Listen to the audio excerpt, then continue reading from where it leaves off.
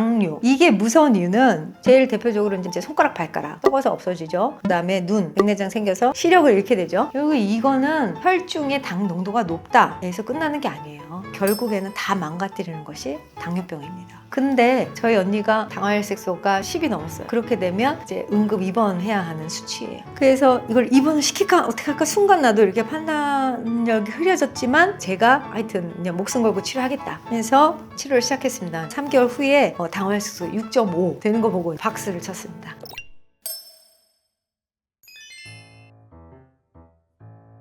당뇨는 너무너무 관심이 있을 수밖에 없는 게 아빠가 이제 30대 때 당뇨를 진단받으시고 한 70대 중반에 돌아가셨거든요. 그러면서 제가 의대 다니면서 자연스럽게 누구보다도 당뇨에 관심이 많게 됐고 어떻게든 도움을 드리고 싶으니까 당뇨에 대해서는 공부를 굉장히 많이 했죠. 그랬는데 언니랑 남동생이 둘 다 당뇨가 생긴 거예요. 물론 유전적 요인도 있습니다. 그렇지만 후천적 요인이 더 큽니다. 당뇨의 정의는 소변에 당이 많이 나온다 요거죠. 소변에 당이 많이 나온다라는 건 결국 혈액이 콩팥을 통해서 걸러질 때 당이 많이 빠져나오기 때문에 이걸 당뇨라고 붙인 거예요. 왜냐하면 검체 자체를 처음에는 소변으로 했으니까 지금 이제 혈액으로 하니까 당혈이라고 해야 되나?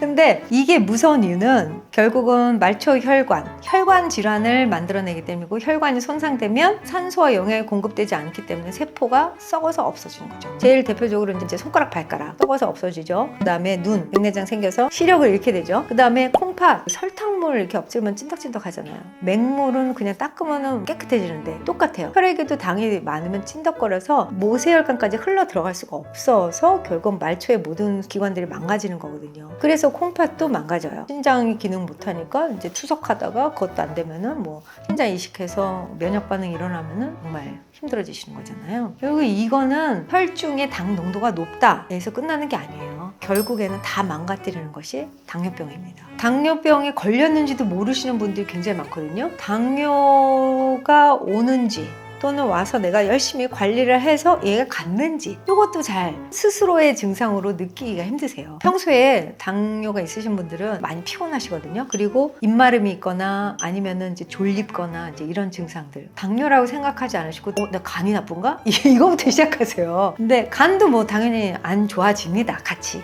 찐덕찐덕한 혈액이 2번 도는 게 간이라서 그러니까 간이 더 빨리 나빠져요. 근데 이제 또 나빠지는 분들 운동도 안 해 의사가 주는 약 먹고 있어 그러면서 술, 담배 하고 야식 먹고 회식 다니고 운동 안 하시고 자기는 이제 조절이 된다고 생각해. 왜? 약을 먹으니까. 그렇지만 그래도 아침에 일어나는데 계속 피곤해. 더 자고 싶어. 그 다음에 물 땡겨 갈증도 생기고 화장실 갔는데 소변 색깔이 조금 진하다든가 아니면 거품이 나온다든가 당 조절이 잘 될 때는 소변 색깔이 굉장히 맑은 레몬색이에요. 그런데 그냥 약 먹으면 떨어지지 이렇게 가볍게 생각하시는 분들 당뇨가 뭔지 정확하게 공부하셔서 당 관리 지금부터 하셔야 돼요. 근데 관리를 잘한다. 의사가 주는 약 먹으면 된다. 이걸로 생각하세요. 그렇지 않습니다. 의사 선생님들 복부둘레 사이즈가 주는지 확인해야 되고 그다음에 혈중 콜레스테롤하고 당화혈색소하고 이게 지표가 어떻게 움직이는지 봐야 되고 몸속의 혈관 안에 노폐물의 이제 정도 그다음에 죽상경화증이나 동맥경화증, 유무 이런 거 하루에 200명씩 보는 의사 선생님들 관리 못 해드려요. 그냥 지난달에 처방해드렸던 약 큰 문제 없으시죠? 네, 그러면 리피트 이렇게 할 수밖에 없는 게 지금 의료 현실이에요. 그러니까 여러분들이 스스로 자기 몸에 대해서 공부를 하시고 이게 어떤 병이고 내가 지금 어떤 상황이라면 이걸 어떻게 해야 되겠구나 질문을 가지고 의사 선생님한테 가세요. 제가 이런데 이렇게 해도 될까요? 이런 걸 한 번이라도 좀 물어보세요. 그러면 거기에는 답을 해드릴 수 있어요. 근데 아무 문제 없죠? 괜찮아요? 이러면 안 됩니다. 매달 약 타러 가실 때 나는 이렇게 변한 것 같아요. 오늘 아침에 일어날 때 약간 좀 어지러운데 식은땀이 흘러요. 이런 거 그냥 얘기해 주세요. 식은땀 흐르거나 지금 먹는 약하고 안 받는다든가 또 나빠졌다 아니면 또 좋아졌다 이런 게 지금 어떤 사인이 있는지 궁금하시잖아요. 이런 거를 이제 좀 말씀을 드릴게요. 보통 내과에서 가장 먼저 하는 검사가 이제 공복혈당 식후 2시간 그다음에 당화혈색소 이렇게 이제 혈당에 관련된 것들 보통 당뇨 환자분들한테 하는 검사들이에요. 당화혈색소는 3개월 동안 이분이 혈당 조절이 어떻게 됐는가를 확인하는 그런 평균 지표예요. 저 약 잘 먹었는데요 이렇게 얘기를 하더라도 당화혈색소가 쫙 막 올라가 있으면은 거짓말 하시는 거죠. 우리 몸은 절대 거짓말하지 않습니다. 우리 몸은 그대로 다 나오기 때문에 운동을 하면 하는 대로, 안 하면 안 하는 대로 그럼 몸에서 이제 데이터가 다 나오게 돼 있어요. 그래서 그런 것들은 이제 3개월이라는 수치는 정말 중요한 게 우리 몸에서 한 3개월이면 거의 대부분의 모든 세포가 다 대체되거든요. 3개월이라는 그 기회는 내가 내 몸을 새롭게 할 수 있는 시간이기도 해요. 의지만 있으면. 근데 또 3개월이라는 시간 동안에 좋아질 수도 있지만 더 나빠지는 쪽으로도 갈 수도 있고 3개월마다 보통은 혈액 검사를 해서 환자분들을 가이드 해가도록 그렇게 되어 있죠.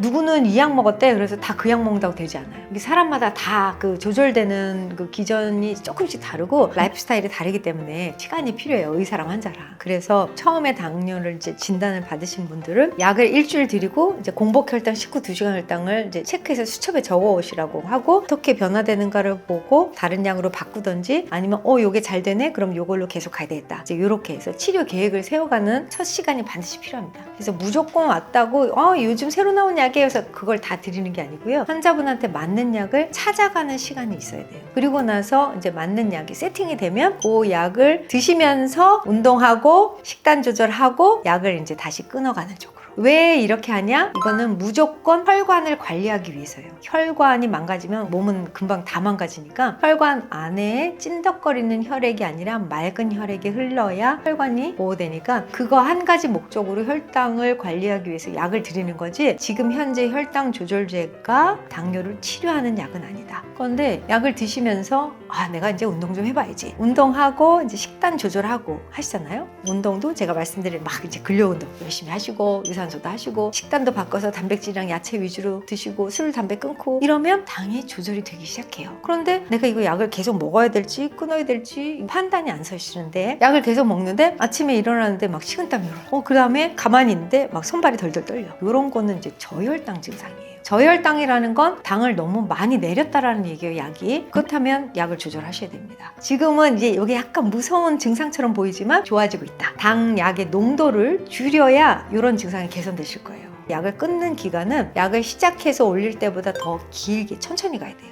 왜냐면 이제 몸에서 그런 레귤레이션 할 수 있는 능력이 나와줄 때까지 기다려가면서 천천히. 근데 저희 언니가 30년 동안 해외에서 다른 사람들 돕는 일에 전념하는 그런 사역을 하면서 한국으로 귀국을 했을 때 제가 오자마자 쫙 스캐닝을 했는데 굉장히 안 좋은 상태가 됐죠. 당뇨병의 이제 당화혈색소라는 지표는 6.0. 을 기준으로 5.5 미만은 정상, 5.5에서 6.0 사이는 당뇨 전 단계라고 소위 하고 6.0 이상부터는 당뇨병이라고 진단을 하게 됩니다. 6.5 이상이 되면 약이 이제 계속 늘어가야 돼요. 그래서 7.0, 이제 8.0이 되는 순간 인슐린을 맞습니다. 근데 저희 언니가 당화혈색소가 10.뭔가 이렇게 해서 10이 넘었어요. 그렇게 되면 이제 응급 입원해야 하는 수치예요. 본인은 이제 뭐 멀쩡하게 앉아있죠, 앞에. 왜냐면은 계속 뭐 너무너무 안 좋은 생활을 오랫동안 해왔고. 그래서 이걸 입원을 시킬까 어떻게 할까 순간 나도 이렇게 판단력이 흐려졌지만 이제 입원하면 어떻게 되는지 아니까. 왜냐면 입원하면은 수액을 막 때려붓고 인슐린을 이제 뭐 막 넣어줘야 돼요. 왜? 혈관을 보호하기 위해서 무조건 당을 빨리 떨어뜨려야 됩니다. 그렇게 해서 이제 인슐린을 맞게 되면 인슐린을 끊을 수가 없습니다. 이걸 어떻게 할까 하다가 제가 하여튼 그냥 목숨 걸고 치료하겠다 해서 치료를 시작했습니다. 이제 저희 병원에서 혈관을 깨끗하게 하는 치료와 수액 다 들어가면서 먹는 약 조절하고 혈당 떨어뜨리고 이제 내장 지방 이제 줄여가는 약, 그다음에 운동, 그다음에 식단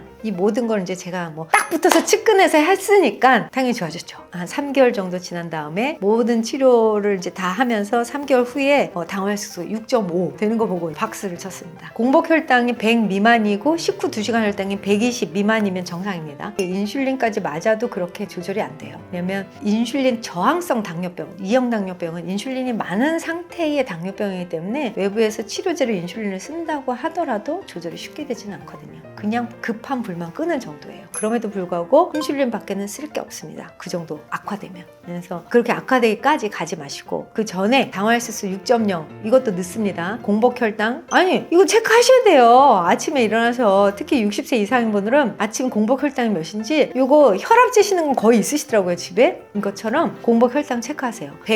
미만이 정상이고 110까지 그게 조금 봐줄 수 있어요. 그렇지만 공복 혈당이 아침에 눈 뜨자마자 딱 체크했는데 120 이러면은 병원 가셔야 돼요. 그래서 관리를 받으셔야 됩니다. 그때부터 죽을 때까지 당뇨병 약 먹어야 돼 이렇게 생각하시라는 게 아니라 빨리 혈당을 떨어뜨려야 혈관을 보호할 수 있어요. 그렇게 혈당을 떨어뜨린 상태에서 일단은 운동과 식단 두 가지로 약을 끊어가는 시간을 마련하시면 됩니다.